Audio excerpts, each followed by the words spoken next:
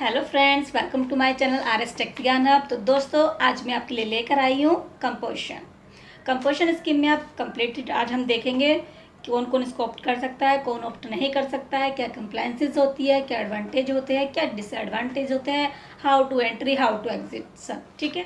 तो ध्यान के साथ हम one by one step by step चलते हैं। तो सबसे पहले हम देखते हैं कि कंपोजिशन स्कीम होती क्या है। एक एग्जाम्पल से देख लेते हैं। भाई देखो, जैसे रेगुलर आपको कोई बिल मिला, रेगुलर की बात करें जो रेगुलर टैक्स पेयर है, उसमें कोई भी बिल मिला, उसमें जितना जीएसटी लग के आया, मान लिया 10,000 का बिल था, 1200 जीएसटी लगा, 11,200 का आपने माल खरीद लिया, ठीक है। अब आपने कोई सेल का बिल रेज किया, चाहे सर्विस का हो या गुड्स का, मान लिया आपने 15,000 का कोई बिल रेज कर दिया, उसमें आपने जीएसटी दे दिया, 1,800 रुपये आपको देना था। और जब आप रिटर्न फाइल करोगे तो वो 1,800 रुपये का जो टैक्स आपकी देना था ना, आपकी जो लाइबिलिटी बनी थी वो 1,800 रुपये की बनी थी, वो 1,800 पे नहीं करोगे। कितना करोगे? 1,800 माइनस 1,200 जो परचेज के टाइम पे कर चुकी, 600 रुपये। ये तो आपको रेगुलर में है। कंपोजिशन में क्या होता है, आपको इनपुट टैक्स क्रेडिट नहीं देते, यानी कि परचेज पे जितना आपने अपना इनपुट दे दिया, जितना टैक्स भर दिया जीएसटी का, उसका आपको बेनिफिट नहीं मिलेगा। बट जब आप कोई सर्विस का बिल रेज करेंगे तो उस पर फ्लैट रेट से बहुत ही माइनर टैक्स आप पे चार्ज होगा, ठीक है। अब कंपोजिशन में मान लिया मैंने फिर वही बिल खरीदा, 10,000 प्लस 1,200 जीएसटी लग के 11,200 का। अब मैं सेल करूँगी, सेल का बिल मेरा आया 18,000 का, जीएसटी लगा 1%, 180 रुपये, बस खत्म। तो ना तो इनपुट मिला, ना ही फर्दर मैंने जिसको सेल किया उसको 180 रुपये का इनपुट, ना ही उसको मिला। ये आपका कंपोजिशन। अब देखो इसमें कौन कौन इसको ले सकता है स्कीम को। कंपोजिशन स्कीम देखने के लिए लास्ट ईयर की प्रीवियस ईयर की आपको टर्नओवर देखनी पड़ती है, ठीक है। यदि वो 1.5 करोड़ से कम है, किसकी? मैन्युफैक्चरर की या ट्रेडर की, तो आप कंपोजिशन में जा सकते हैं। यदि आप रेस्टोरेंट या कैटरिंग की सर्विसेज देते हैं, जा सकते हैं, ठीक है। अब इसके अलावा अब इनका ये कोई मैन्युफैक्चरर या ट्रेडर है, वो रेस्टोरेंट के अलावा कुछ और सर्विसेज भी देता है साथ में, तो क्या वो कंपोजिशन में जा सकता है? उन्होंने कहा जा सकता है, लेकिन एक लिमिटेशन दे दी। कितनी लिमिटेशन है भाई? यदि आपकी टोटल सर्विस जो हमने 1.5 करोड़ का टर्नओवर बताया है, उस टर्नओवर में 5 लाख या फिर लास्ट ईयर की टर्नओवर का 10%, विच एवर इज हायर, इतना पोर्शन सर्विसेज का है, तो आप कंपोजिशन ले सकते हैं। यदि इससे ज़्यादा हो गया तो आप नहीं जा पाएंगे। एग्जाम्पल देखिए, मान लिया कि उसकी लास्ट ईयर की जो टर्नओवर थी वो थी आपकी 120 लाख, यानी कि 1 करोड़ 20 लाख, ठीक है। और आपकी करंट ईयर की जो होगी, उसने एस्टिमेटेड करा कि भैया 50 लाख का तो उसके गुड्स बिक जाएंगे, 80 लाख की उसकी रेस्टोरेंट की सर्विस चली जाएगी, और जो अदर सर्विसेज होगी वो 15 लाख की जाएगी। तब वो सोच रहा है कि इतना मेरा है तो मैं इसमें कंपोजिशन में जाऊंगा या नहीं जाऊंगा। टोटल देखा 145 करोड़ है, उसने सोचा जा सकता हूँ, लेकिन नहीं जा सकते हो, क्योंकि कंडीशन चेक करो। 120 लाख लास्ट ईयर का टर्नओवर, उसका 10% 12 लाख और 5 lakh, whichever is higher, यानी कि 12 लाख। सर्विसेज कितनी हो सकती है? मैक्सिमम 12 लाख की, और सर्विसेज कितनी है इसकी? 15 लाख की। तो 145 यानी कि 1.5 करोड़ से कम होने के बाद भी वो कंपोजिशन में नहीं जा सका। क्यों? क्योंकि उसके पास सर्विस का पोर्शन लिमिटेशन से ज़्यादा हुआ। इनकेस यदि सर्विस का पोर्शन ना होता, रेस्टोरेंट या गुड्स का ही होता, तो इजीली वो कंपोजिशन में जा सकता। आई होप ये क्लियर हो गया होगा कौन ऑप्ट कर सकते हैं, ठीक है। अब इसमें क्या है, कौन ऑप्ट नहीं कर सकते। यदि कोई मैन्युफैक्चरर है, किसका मैन्युफैक्चरर है? आइसक्रीम का, पान मसाला का, टबैको का, वो ऑप्ट कर सकता है? नहीं, ऑप्ट नहीं कर सकता। लेकिन ध्यान दीजिए, मैन्युफैक्चरर की बात कर रहे हैं, ट्रेडर की बात नहीं कर रहे हैं। यदि आप ट्रेडर हो गए आइसक्रीम की, पान मसाले की, टबैको की, तो आप जा सकते हैं, कोई दिक्कत नहीं है। यदि कोई पर्सन है जो इंटर स्टेट सप्लाई कर रहा है, वो जा सकता है? नहीं जा सकता। कंपोजिशन में क्या है, आप अपने स्टेट के अंदर तो बेच सकते हैं, लेकिन अदर स्टेट के लिए यदि आपको बेचना है तो आपको रेगुलर में जाना पड़ेगा। यदि कोई कैजुअल टैक्सेबल पर्सन है या नॉन रेजिडेंट टैक्सेबल पर्सन है, तो वो क्या जा सकता है? कंपोजिशन में नहीं जा सकता। और यदि कोई ई कॉमर्स ऑपरेटर है, वो भी नहीं जा सकता। कौन कौन नहीं जा सकते? या तो मैन्युफैक्चरर हो आइसक्रीम का, टोबैको का, पान मसाला का, या फिर आपका इंटर स्टेट सप्लाईज हो, या आप नॉन रेजिडेंट हो, या कैजुअल टैक्सेबल पर्सन हो, या फिर ई कॉमर्स ऑपरेटर हो, ठीक है। अब इसमें क्या क्या कंडीशंस है जो आपको फॉलो करनी पड़ेंगी।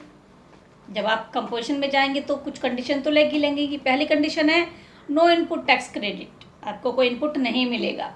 दूसरा है the dealer can't supply GST exempted goods, कि आप कोई भी एग्जेम्प्टेड गुड्स में डील नहीं कर सकते।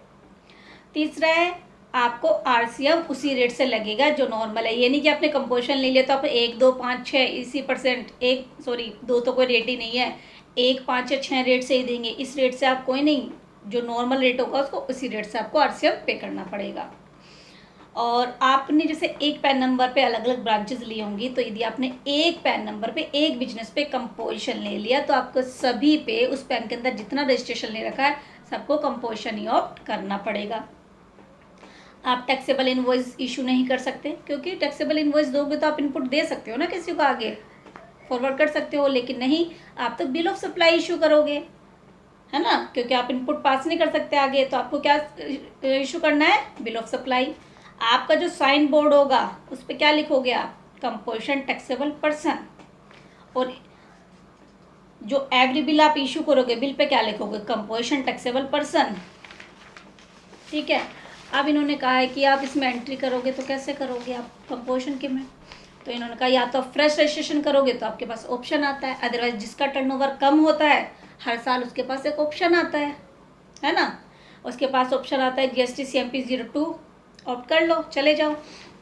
अब एक बात है, जैसे हम कंपोजिशन में आ रहे हैं, पहले हमारा क्या था, रेगुलर था, ठीक है, 19-20 में रेगुलर था, 20-21 में हम कंपोजिशन में जाना चाह रहे हैं, तो रेगुलर में हमारा कुछ स्टॉक भी बचा होगा ना, ठीक है। अब उसका जो क्रेडिट है वो तो रिवर्स करना पड़ेगा, क्योंकि कंपोजिशन में तो इनपुट नहीं मिलता, तो जितना इनपुट आपका बचा है उसको रिवर्स आपको करना पड़ेगा GST ITC 03 में, और फिर आप कंपोजिशन में आ सकते हैं। इस तरह यदि आप पहले किस में थे, कंपोजिशन में थे, और आपको रेगुलर में आना है, अब दिक्कत हो गई, कंपोजिशन में तो कोई इनपुट नहीं मिलता था और रेगुलर में आओगे तो आपको इनपुट मिलेगा, तो क्या करेंगे, तो आप लॉस थोड़ी होगा आपका, तो भी आपको क्या करना पड़ेगा, जितना आपका स्टॉक बचा है इनटू GST टैक्स रेट, और